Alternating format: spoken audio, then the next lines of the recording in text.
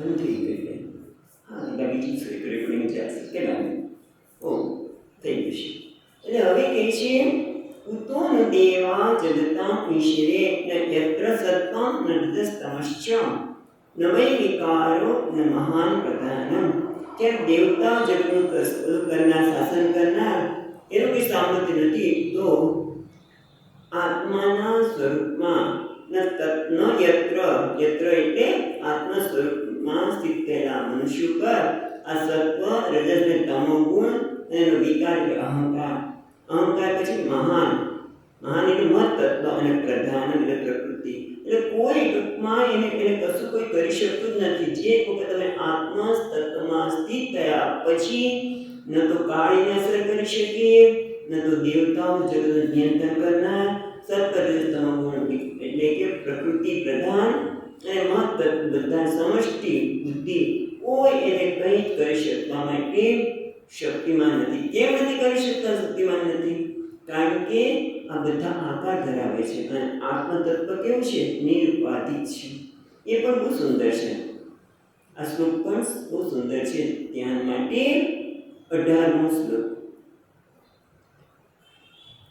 કારણ કે આ જગતના કારણભૂત તત્વો પણ આત્મા સ્વરૂપમાં સ્થિત થયેલા મનુષ્યને કંઈ પણ એને કંઈ એના ઉપર કોઈ પ્રભુત્વ જાણી શકે નહીં. એટલે કે એનું ફરીવાર સર્જન થતું નથી. એક વખત આત્મામાં સ્થિત થયા પછી એને આ પંચમા ભૂત તત્વ પણ એનું સર્જન કરી શકતા નથી કારણ કે નિરુપાધિક છે. એ નિરુપાધિક કેમ છે એ આપે છે 18મા શ્લોકમાં. પરમ પદમ વૈષ્ણવામનંતિ તત યન્નેતિ નેતિ યદ ઉત્સિસુક્ષવઃ વિસૃજ્ય દૌરાત્મ્યમનન્ય સૌહૃદા રુદોપગુહ્યાત પદમ પદે પદે. પેલી લીટી સુંદર છે, પછી જોઈએ એટલે પરમ તત્ તે પરમ પદમ વૈષ્ણવ આનંદી, તેને વૈષ્ણવો પરમ પદ એવું કહે છે. આનંદી નિરૂપયંતી એનું નિરૂપણ કરે છે. કયા પદને નિરૂપણ કરે છે વૈષ્ણવો? તો કે છે યન નેતિ રેડવાની. યન નેતિ નેતિ, જો છૂટું પાડીએ તો યન નેતિ નેતિ પછી શું થશે? અતત અતત પછી ઉની કરશે. ઉત્સી સુ સૃક્ષવઃ ઉત્સી સૃક્ષવઃ સી સૃક્ષવઃ એટલે સી સૃક્ષવઃ એટલે છોડવાની ઈચ્છા. પણ અહીંયા કે છે યન યન યસ્મા જેમાંથી અતત, જો યન યન છે ને યત યત એટલે યસ્માત એટલે એ કારણથી, જેમાંથી શું છે? ન ઇતિ અતત અતત એટલે અંતને આ નથી, આત્મા સિવાયનું. આત્મા સ્વયં બધાને શું કહે છે? નેતિ નેતિ, આ બધું નથી નથી એ રીતે ઉચ્ચ ને ઉત છે. પછી સી સૃક્ષવઃ પણ ઉતનું અર્થ થાય છે ઉત્સૃષ્ટમ એ ત્યક્તુમ ઈચ્છવઃ. સી સૃક્ષવ એટલે ઈચ્છાવાળો.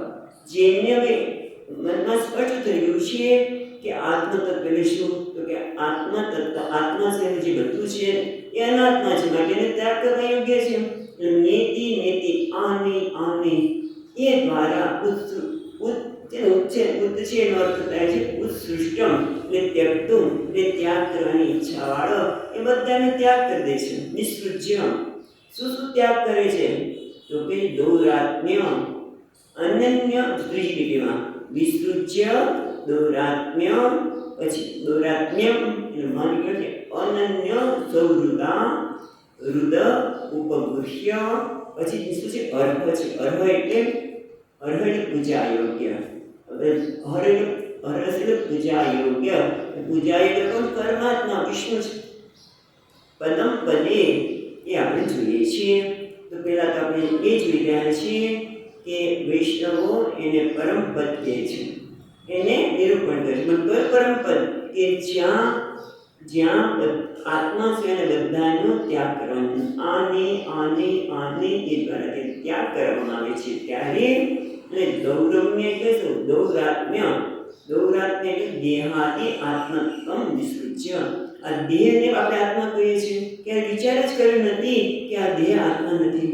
કારણ કે ટેબલ આત્મા નથી એને સ્પષ્ટ ખબર છે, ટેબલને આત્મા નથી કહેતા. પણ જ્યાં દેહ આવે છે ત્યારે આપણું આગળ ચિંતન આમાં ભાગવતમાં જ કરી ગયા છીએ કે જ્યારે દેહ આવે છે ત્યારે ભૂલી જતું રહે છે. ટેબલને હું જાણું છું માટે ટેબલ હું નથી, પુસ્તકને હું જાણું છું મને એનું જ્ઞાન છે માટે હું નથી. પણ ત્યાં ઇદમ ભગવાને કેવું જમણા જ આપણે વાત કરી કે ઇદમ શરીરમ કૌંતેય ક્ષેત્રમિત્ય વિધીયતે. આ શરીરને ક્ષેત્ર કહેવામાં આવે છે, એને ઇદમ કહેવામાં આવે છે. એ આ તરીકે ઓળખાય, આત્મા કહેવાય નહીં. છતાં ત્યાં આપણે ભૂલી જઈએ છીએ એટલા માટે કહે છે દૌરમ્ય એટલે દેહાદિ આત્મમ. દેહ વગેરે જે હું કહું છું, આત્મા કહું છું, એનો ત્યાગ કરીને વિસૃજ્ય. અને પછી શું કરે છે? વિસૃજ્ય ત્રીજી ટેમાં, વિસૃજ્ય એટલે ત્યાગ કરો. અને દૌરમ્ય એટલે દેહ વગેરે જે આત્માને છે ત્યાગ કરીને અન્ય સૌહૃદા. અન્ય સૌહૃદા એટલે અન્યસ્મિન સૌહૃદમ. અન્ય એટલે બીજા કોઈ વસ્તુમાં પ્રેમ કરતો નથી. એને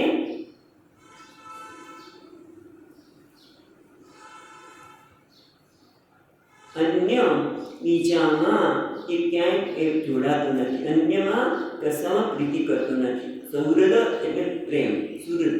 આ સુહૃદ ભગવાનને બધાનો સુહૃદ છે, બધાને હું પ્રેમ કરું છું, બધા સાથે જોડાતો નથી, અન્યમાં ક્યાંય જોડાતો નથી. પછી શું કરે છે? તો કહે છે કે હૃદય ઉપગૃહ્ય, હૃદયમાં રહેલું જે પરમાત્મા છે ઉપગૃહ્ય એટલે આલિંગન આપે છે, સતત પરમાત્માનું સાનિધ્યને સેવે છે. પરમાત્મા બધાના હૃદયમાં છે. હમણાં જ વાત કરી એ કયો છે? ભગવાન ચતુર્ભુજ છે. એ પરમાત્માને આલિંગન આપીને પછી શું છે? હૃદય ઉપગૃહ્ય. અર્હ એટલે કે પૂજનીય છે, જે વિષ્ણુ ભગવાન છે. એ વિષ્ણુ ભગવાનને પદમ પદમ, પદમ પદે પદે એટલે શું? પદમ પદે પદે એ પદે પદે એટલે ક્ષણે ક્ષણે એ પરમાત્માને આલિંગન આપે છે. હવે આખું શ્લોક જુઓ તો શું કહે છે કે જેણે હવે નિર્ણય કર્યો છે કે આગળ એક પણ હમણાં બીજો શ્લોક સુંદર જોયો ને આપણે 16માં, કે કેવી રીતે આત્મતત્વમાં સ્થિત થાય છે. પહેલા સાક્ષી રૂપે એટલે પોતે ક્ષેત્રજ્ઞ છે, પણ પોતે ક્ષેત્રજ્ઞ એટલે આ શરીરનો જ નહીં, બધા ક્ષેત્રનો જે ક્ષેત્રજ્ઞ પરમાત્મા છે, જે શુદ્ધ ચૈતન્ય છે, હું છું. એટલે આત્મતત્વમાં સ્થિત થયા પછી આત્મતત્વની મહત્તા બતાવી કે કાળ પણ જેને સ્પર્શી કરશો, કાળ બધાને સ્પર્શ કરે એનો કોઈ ખરાબ કરવા માટે એ સમર્થ નથી. એ કાળનું પણ ત્યાં કંઈ ચાલતું નથી. એવું જાણ્યા પછી એ કેમ ચાલતું નથી? કારણ કે આત્મતત્વ કેવું છે? તો કે આત્મતત્વ એવું છે કે જ્યારે આ શરીર વગેરેમાં જે આત્મબુદ્ધિ છે એનો ત્યાગ કરીને અને અન્ય સમુદાય અન્યમાં પણ પ્રીતિ કર્યા વગર જે હૃદયમાં રહેલા પરમ પૂજનીય પરમાત્માને ક્ષણે ક્ષણે આલિંગન આપે છે. અને પરમાત્મા એવો છે કે જેની સાથે એક થયા પછી એ પદને કેવું કહે છે? વિષ્ણુ પરમમ પદમ. એ વિષ્ણુનું પરમ પદ છે. અને જ્યાં ખરેખર શુદ્ધ ચૈતન્યનો કોઈ આકાર નથી, આકાર શુદ્ધ ચૈતન્યનો આકાર નથી, તો એને કોણ પ્રધાન વગેરે પણ કોઈ કરી શકે નહીં, કાળ પણ કરી શકે નહીં, દેવતા પણ એને કંઈ જ કરી શકતા નથી, એનું કંઈ જ ખરાબ કરી શકે એમ નથી. હવે આ પ્રમાણે ગયા પછી આગળ કહે છે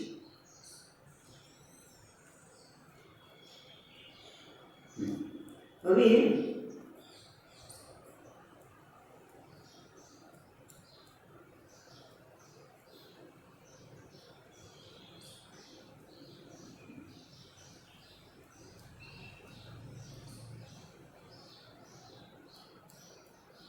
ઓકે, અહીંયા બતાવે તો છે પણ આપણે જોઈએ કે હવે પછી આ સ્થિત થયા પછી કેટલાકને એવું હોય કે ભાઈ મારે ભગવાન અમને કે મારે મારે સાકર બનવું નથી, પણ મારે સાકરનો સ્વાદ ચાખવો છે, મારે તમારા સાથે એક થવું નથી. તો એને એક ન થવું હોય તો એ કેવી રીતે આગળ વધે છે એની વાત કરતા 19મા શ્લોકમાં કહે છે.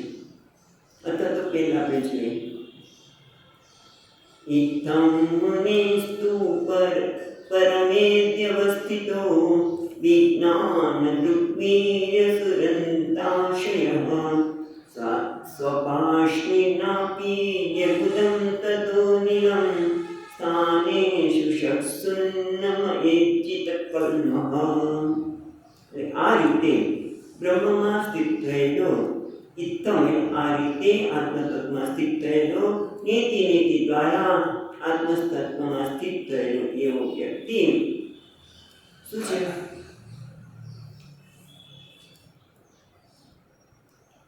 મુનિ તું કે છે. જો મુનિસ એટલે મુનિસ અર્થ છે એટલે તું મુનિ એટલે તું દીર્ઘ છે એટલે માંથી તું શબ્દ એટલે કે આ પ્રમાણે બ્રહ્મરૂપે સ્થિત થયેલા મુનિને વિરમવું છે. પણ તું એટલે કે જો એને જવાની ઈચ્છા હોય તો એને કીધું ને કે એને આગળ શેના માટે વાત કરી કે જો મરણ સ્થાન વ્યક્તિને પહેલા સુધી ધારણા કરવી છે. અને જો કોઈને એમ થતું હોય કે હવે મારે આ શરીરનો ત્યાગ કરવો છે, જો શરીરનો ત્યાગ કરવો હોય તો આજે ધ્યાન કરી પરમાત્મામાં સ્થિર થઈને એને આ શરીરમાંથી બહાર નીકળવું જોઈએ. એ શરીરમાંથી બહાર નીકળવાની કઈ પદ્ધતિ છે પેલા એ બતાવે છે, અને પછી આપણે બીજી વસ્તુ પર જોઈશું. તો પછી એને તું એટલે તું શબ્દ દ્વારા જો એને જવાની ઈચ્છા હોય તો, કારણ કે આગળ ભાગવતમાં એ કહેવાના છે, લખે છે તું ઉપરમે વ્યવસ્થિત. તો એને શું કરવું જોઈએ? તો ઉપરમે એને શાંત થઈ જોઈએ. વ્યવસ્થિતો વિજ્ઞાન દૃક વીર્ય સુરંધિતા આશય. એટલે એને શું કરવું છે? સુરંધિતા એટલે સંપૂર્ણ નાશ પામેલી, આશય એટલે વિષયની વાસના. એમને તો પરમાત્મામાં સ્થિત નથી થવાતું ને. જ્યાં સુધી જગતના વિષયોની વાસના હોય ત્યાં સુધી મન બહિર્મુખ રહેવાનું જ છે. એટલા માટે કહે છે જો વિજ્ઞાન દૃક વીર્ય સુરંધિતા આશય. સુરંધિતા એટલે સંપૂર્ણ નાશ પામેલી વિષય વાસના, અને દૃક એટલે જ્ઞાન. કયું જ્ઞાન છે? વિજ્ઞાન દૃક. વિજ્ઞાન એટલે વિજ્ઞાન શાસ્ત્રનું એટલે આત્મશાસ્ત્રનું જે જ્ઞાન છે તે, અને એના બળથી આત્માના જ્ઞાનના બળથી જે બધી વિષય વાસનાઓ નાશ પામી છે એવા મુનિ જો આ શરીર છોડવાની વિચાર કરતા હોય તો એને પહેલા શું કરવું જોઈએ? તો કે સ્વપાશ્મી નાપિડ્ય. એટલે શું? સ્વપાશ્મી એટલે કે પોતાની પગ વડે દેહ કર્મ ઉપાધિનો ઉત્ક્રાંત થઈને વિષય વાસના સંપૂર્ણ નાશ પામી છે તેવો મુનિ ઉપર અમે વ્યવસ્થિતો હો. એટલે સ્થિત થવું જોઈએ. શેમાંથી? મુનિ જો બ્રહ્મમાં સ્થિત થઈને વિજ્ઞાન દ્રષ્ટિના બળથી વિષય વાસનાનો સંપૂર્ણ નાશ પામી અને મુનિએ ઉપરાંત થયા દેહ વગેરે કર્મની ઉપાધિમાંથી ઉપરાંત થયા પછી પગની એડીથી ગુદમ પીડ્ય, એ પગની એડીથી ગુદાધારને દબાવીને પછી શું કહે છે? ચિત્તકલ્મ છેલ્લીમાં કે ચિત્તકલ્મ એટલે એનાથી પરિશ્રમથી મુક્ત થઈને સ્થાનેષુ ષટ્સુ ઉન્મયે ચિત્તકલ્મ. પહેલા તો શ્રમ થઈને 6 સ્થાનોમાં વાયુને ઉપર ચડાવશે. કયા 6 સ્થાન? તો મૂલાધારને એને સ્થિર કર્યું કે મૂલાધારને પહેલા સ્થિર કર્યું. મૂલાધાર પછીના જે 6 સ્થાન છે એમાં વાયુને ધીમે ધીમે ઉપર લઈ જઈને છેવટે બ્રહ્મતંત્રમાંથી એ પોતાના પ્રાણનો ત્યાગ કરશે. આ કોની વાત છે? કે જેને શરીરને ત્યાગ કરવાની ઈચ્છા છે તેના માટે. એટલે હવે કહે છે કે આ રીતે પહેલા એને આ મુનિ છે જે વિજ્ઞાન રૂપ કે વિજ્ઞાનના જ્ઞાનથી જે વિષય વાસનાને દૂર કરી છે એવો મુનિ બીજા બધામાંથી દેહ વગેરેમાંથી ઉપકરણ પામીને પોતાના જ પગની એડી દ્વારા ઉદાદારને દબાવીને આ મુદ્રા પણ છે એની ચર્ચા નહીં કરીએ. આ મુદ્રા પણ છે તમે જોજો. અને પછી એ શ્રમયુક્ત થઈને પછી 6 સ્થાનોમાં વાયુને ઉપર ચડાવે છે. કેવી રીતે ચડાવે છે એ આપણે 20મા શ્લોકમાં જોઈએ. નાભ્યામ ચિત્તમ રુધિરોપ્ય તસ્મા ઉદાનગત્યો રસિતમ નયે મુનિઃ તતોનુસંતાય ધિયામનસ્વી સ્વતાન્મૂલં સનકૈર્નયેત. નાભ્યામ એટલે હવે એને સીધું જ કહી દીધું. અહીંથી નાભી ઉપર રહેલા 6 સ્થાન ઉદારથી વચ્ચેના નથી કહેતા, સીધા નાભી પાસે આવ્યો. પછીના 6 સ્થાન એટલે કયા? તો કે મણિપુર, અનાહત, વિશુદ્ધિ. વિશુદ્ધિના 2 બોલા છે. તાળુનું મૂળ જો મણિપુર, પછી કયું આવે? અનાહત, વિશુદ્ધિ, તાળુનું મૂળ, આજ્ઞા ચક્ર, અને પછી એને જેને બ્રહ્મરંધ્ર કહો અથવા તો ચક્ર કે છે ઉપરની સૌથી એ પદ્ય એક હમણાં યાદ આવશે. વિશુદ્ધિ તારીખ હમણાં આપણે યાદ કરીશું. એ અમને નામ એમણે બ્રહ્મરંધ્ર કહ્યું છે. આપણે જોઈએ છીએ તો પહેલાં તો પછી નાભ્યામ ચિત્તઃ એટલે નાભીમાં રહેલા વાયુને મણિપુરમાંથી હૃદય આરોગ્ય એટલે હૃદય એટલે હૃદયમાં એટલે કે અનાહત ચક્રમાં એને સ્થાપિત કરો. આરોગ્યને સ્થાપિત કરો. તસ્માત ઉદાન ગત્યો રસિઃ ઉદાન ગતિ અસિહિ તમ નયેત મુનિઃ. ને ત્યાર પછી હૃદયમાંથી ઉદાન વાયુની ગતિથી વાયુને યોગીએ ક્યાં લઈ જવો છે? અહીંયા વિશુદ્ધિ ચક્રમાં. અનાહત પછી વિશુદ્ધિ વક્ષસ્થળમાં રહેલા વિશુદ્ધ ચક્રમાં લઈ જાય છે. અને ત્યાં પછી શું કરે? તતો અનુસંધાય ધિયા મનસ્વી. ત્યાં મનને બુદ્ધિથી અનુસંધાન કરીને ખૂબ કાળજીપૂર્વક, કારણ કે ત્યાંથી અહીંયા આવ્યા પછીના પેલા 7 દ્વાર આવે છે. ખ્યાલ આવે છે? મણિપુર, પછી આવ્યું અનાહત, અનાહત પછી આવે છે વિશુદ્ધિ, ને વિશુદ્ધિ પછી ઉપરના 7 દ્વાર એવા છે કે ગમે ત્યાંથી વાયુ જઈ શકે. મુખનો કે આંખ, એ કાન, નાક ગમે ત્યાંથી જઈ શકે. એટલા માટે પછી ખૂબ ઉદાન વાયુનું અનુસંધાન કરી નાભીમાં રહેલા વાયુને હૃદયમાં અનાહત ચક્રમાં સ્થાપીને હૃદયમાંથી ઉદાન વાયુની ગતિને યોગી વિશુદ્ધ ચક્રમાં સ્થિત કરશે. અને ત્યાર પછી આ વિશુદ્ધ ચક્ર એટલે નીચેનો ભાગ. વિશુદ્ધ ચક્ર નીચેનો ભાગ છે ને ઉસ્થળ કહેવામાં આવે છે. અને તાળું મૂળ એટલે વિશુદ્ધ ચક્રનો ઉપરનો ભાગ કહે છે. એટલે વિશુદ્ધ ચક્રના 2 ભાગ પડ્યા. એક નીચેનો ભાગ એને ઉસ્થળ કહે છે, અને ઉપરનો જે ભાગ છે જે તાળનો મૂળ. તમને યાદ આવે છે ખેચરી મુદ્રા? જો તમને કંઈ ખબર હોય તો ખેચરી મુદ્રા દ્વારા યોગી પોતાનું મનને શાંત કરે. આખી જીભને છેક તાળાના મૂળ પાસે લે છે. તાળવાના મૂળ પાસે એટલે અહીંયા કહે છે તાળું મૂળ. તાળવાના મૂળ પાસે વિદ્યુત ચક્રનો ઉપરનો ભાગ છે. ત્યાં એને ધીમે ધીમે લઈ જવામાં આવે છે. વિદ્યુત ચક્ર પછી કારણ કે વિદ્યુત ચક્ર પહોંચ્યા પછી બહુ કાળજી રાખવી પડે, કારણ કે 7 દ્વાર છે, ક્યાંયથી પણ વાયુ નીકળી શકે. અને એને તો આ શરીર છોડવું છે માટે એને બહુ જ કાળજી રાખે છે. સ્વતાનું મૂલમ સનકૈર્નયેત એટલે ખૂબ ધીરજથી, સનકૈ એટલે અતિશય ધીરજથી પોતાના તાળવાના મૂળ સુધી વાયુને લઈ જવું જોઈએ. પછી શું કરવું જોઈએ? પછી કે છે આગળ 21મા શ્લોકમાં તસ્માત ગૃહોરંતરં નયેત નિરુદ્ય સપ્તા સ્વનયો નપેક્ષઃ સ્થિત્વા મુહૂર્તાર્થમ कुण्ठदृष्टिः निवेद्यमूर्त्यन्न विश्वेत् परं ततः અને તસ્માત ભ્રુવો અંતરમ ત્યાર પછી પ્રાણને જવા માટે નિરુદ્ધ સપ્તા સાત સપ્તાસુ અયનાની આયતનાની સાત સ્થાનો છે જ્યાંથી વાયુને જઈ શક્યા. એટલે તાળુના મુખમાંથી શું કરવું પડે છે? ભ્રુવો અંતર ઉન્નયે. એટલે હવે વિશુદ્ધિ ચક્રમાં અહીંયા આવ્યું ગળા પાસે, અને એનો એક બીજો ભાગ છે તાળવાનું મૂળ, આગળનો ભાગ, અને પાછળનો ભાગ છે અહીંયા ઉરુસ્થળ પાસે. અને ત્યાર પછી વાયુને બહુ જ કાળજીથી લીધા છે, કારણ કે સાત સ્થાન એવા છે કે જેમાંથી વાયુ નીચે જઈ શકે. એને કહે છે નિરુદ્ધ સપ્તા સ્વનેનો.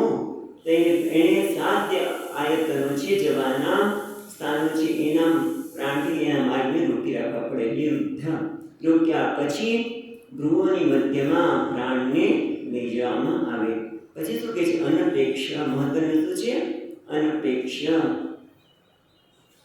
અનપેક્ષ કોના માટે છે? યોગી માટે, કે જે યોગીને કોઈ ઈચ્છા રહી નથી, બસ એને એક જ ઈચ્છા છે કે આ શરીર મારે છોડી દેવું છે, જેની ઈચ્છા મૃત્યુ છે. અનપેક્ષ જે ઈચ્છા રહી યોગી છે એને શું કરે? સ્થિત્વા રહેવું છે. ક્યાં? મુહૂર્ત અર્ધમ. અડધી ઘડી સુધી, એક ઘડી, અડધું મુહૂર્ત એટલે એક ઘડી, એક ઘડી 24 મિનિટ મને ખ્યાલ છે.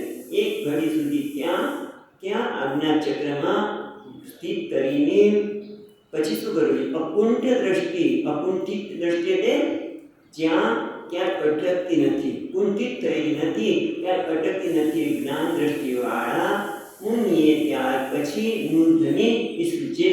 મૂર્ધની દ્વારા આ પ્રાણને શરીરમાંથી ત્યાગ કરે, વિસૃજે ને ત્યાગ કરી દે છે. અને એ રીતે શરીરનો ત્યાગ કરીને બ્રહ્મરંધ્રને ભેદીને પરમગતઃ પરમ પદને પ્રાપ્ત કરેલું તે આ શરીરને ત્યાગી દે છે. એટલે પ્રાણના જવાના સાત સ્થાનને રોકીને યોગી તાળવાના મુખમાંથી પહેલા આજ્ઞા ચક્રમાં એટલે ભ્રુવની મધ્યમાં લઈ જાય છે, અને ત્યાં એક ઘડી સુધી સ્થિર થઈને ક્યાંક કોઈ પ્રકારનું અકુંઠિત દૃષ્ટિ, કોઈ પ્રકારની હવે બુદ્ધિમાં કોઈ અસ્પષ્ટતા નથી. અકુંઠિત બુદ્ધિ એટલે એના હૃદયમાં એની બુદ્ધિમાં કોઈ અસ્પષ્ટતા નથી, કરવું કે ન કરવું એવું કશું જ નથી. અને પરમપદ શું છે એ પણ એને એટલું સ્પષ્ટ છે. એટલે અકુંઠ બુદ્ધિથી એ બુદ્ધિને પણ બ્રહ્મરંધ્રને વંચીને આ શરીરનો ત્યાગ કરીને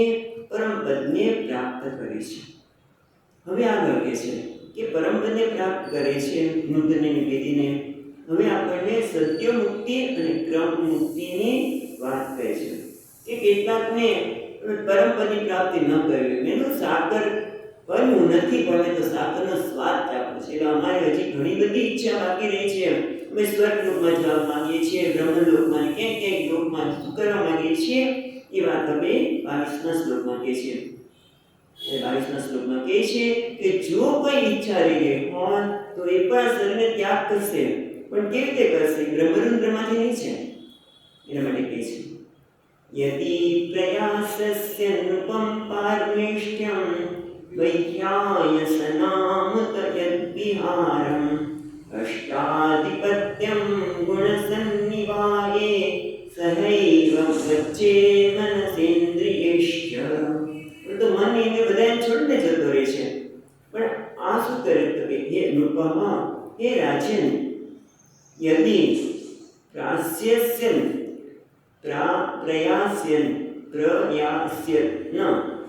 પારમેષ્ટ્યમ, જો બ્રહ્મના સ્થાનમાં જવાની ઈચ્છા ન હોય તો એને જવાની ઈચ્છા ન હોય, અથવા તો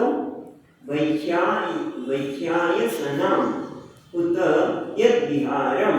વૈહ્યાસનમ એટલે શું? આકાશમાં જે લોકો બધા વિહાર કરતા હોય ને, યક્ષ વગેરેના પત્ની સાથે વિહારને જવાની ઈચ્છા થાય, અથવા તો પોતાને વિહાર કરવાની ઈચ્છા થાય કે હું પણ વિહાર કરું, હું પણ આનો આનંદ માણું.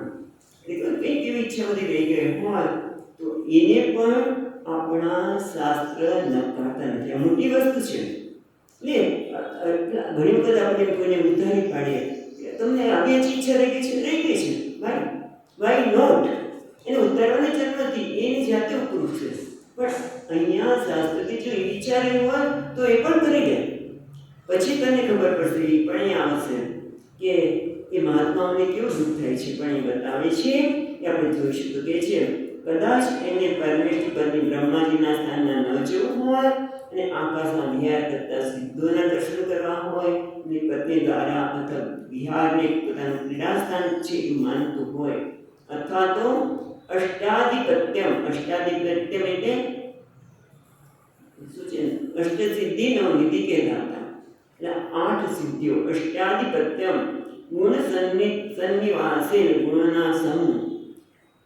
એટલે ગુણનો સમૂહ એટલે બધા 17 સ્તમોનો ગુણ પંચમહાભૂતનો સમૂહ. એટલે ટૂંકમાં બ્રહ્માંડમાં ગમે ત્યાં ફરવાની ઈચ્છા હોય.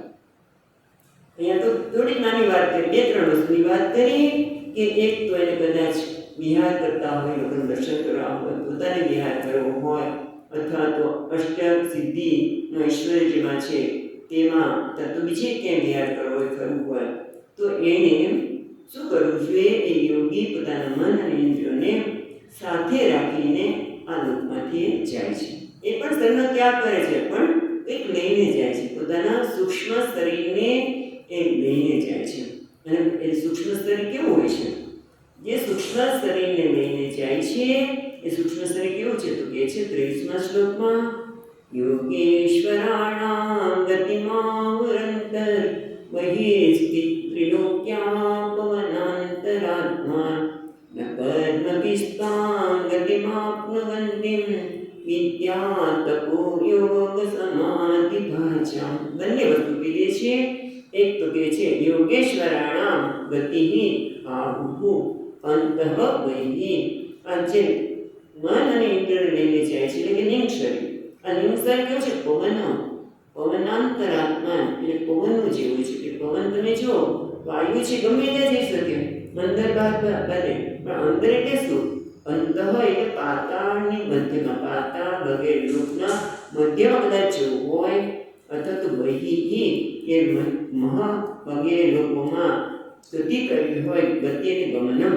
એટલે યોગેશ્વરાણામ ગતિ એટલે ગમનમ આહુઃ કહેવામાં આવ્યું છે. જેને જાણે છે એ કહે છે આહુઃ. અંત બહિઃ એ અંદર બહાર, એટલે ગમે ત્યાં પાતાળમાં જવું હોય કે ઉપરના લોકોમાં જવું હોય, એ બધે ત્રિલોક્યામ 3 લોકમાં પવનમ પવનની જેવી અંતરાત્માના, અંતરાત્માને નિમ શરીર એનું અંતર શરીર છે એ પવન જેવું બની જાય છે. એટલે જ્યાં જવું હોય ત્યાં જે ઈચ્છે ત્યાં જાય છે.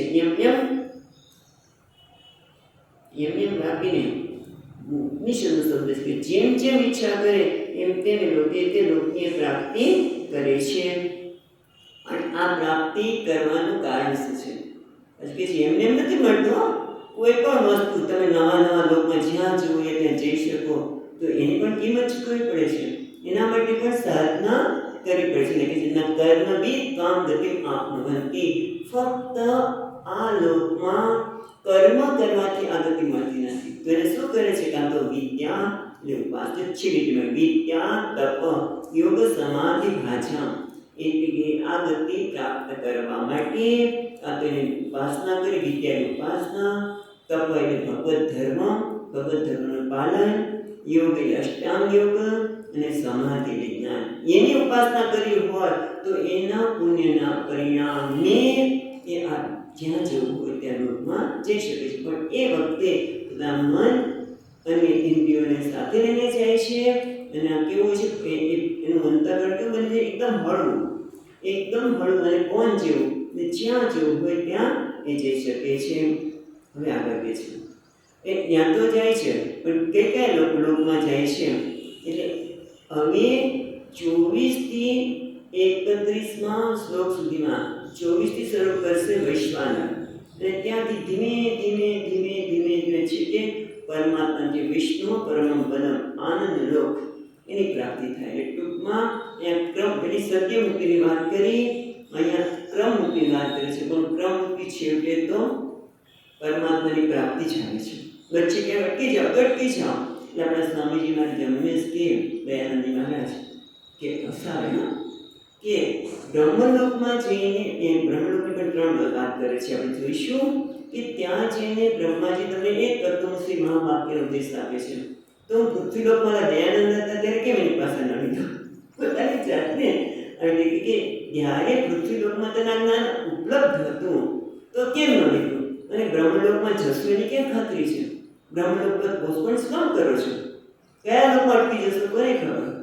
કારણ કે આ બધી આકર્ષણ જોઈને માણસને થાય કે હું તો અહીંયા જઈ આવું, અહીંયા જઈ આવું, અને કલ્પના કલ્પ નીકળી જાય એમાં. તો એ બધા જ કેટલા કલ્પો એમાં નીકળી જાય છે. એટલે આપણે કહીએ છીએ એટલે આ બધામાંથી વૈરાગ્ય પ્રાપ્ત કરવાનું. આ બધા શ્લોકમાંથી બીજું કશું જ નથી.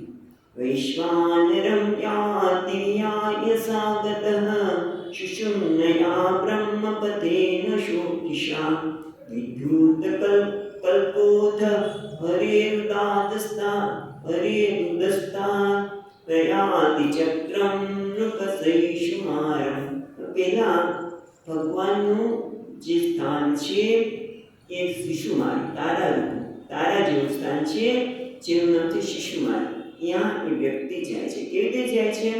તો કે હે રાજા, વૈશ્વાનરમ યાતિ, એ સત્યમુક્તિની જે ઈચ્છા નથી કરતો પણ પોતે ક્રમમુક્તિ છે એટલે બ્રહ્મલોકના માર્ગરૂપી જ્યોતિર્મય કે જે બ્રહ્મ સુસુમ્નયા બ્રહ્મપતેન શોચિષા.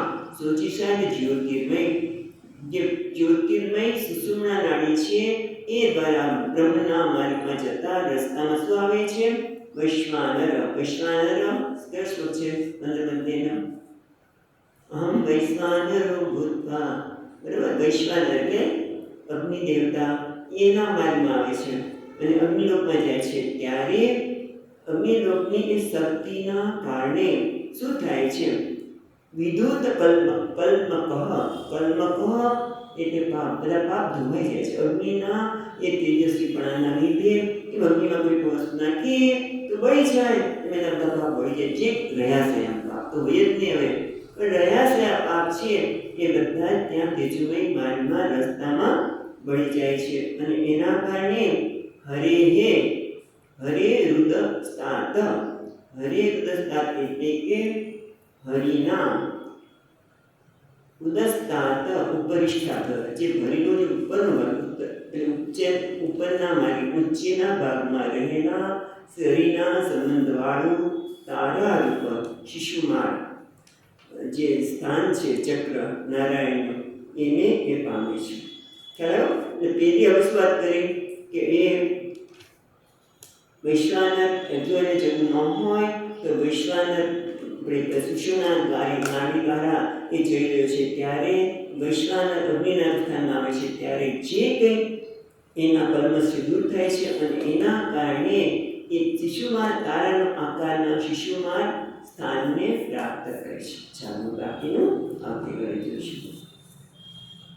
સચ્ચિદાનંદ રૂપાય વિશ્વોત્પત્યાદિ હેતવે તાપત્રય વિનાશાય શ્રી કૃષ્ણાય વયમ નમઃ. યમ પ્રવચन्तમનુપેત્ય અપેતકૃત્યં વૈપાયનો વિહરતા તય આજુહાવ. પુત્રેતિ તન્મયતયા તર્વો વિનેન્દુઃ तं सर्वभूतहृदयं निमानतोऽस्मि. ॐ शान्ति शान्ति शान्ति.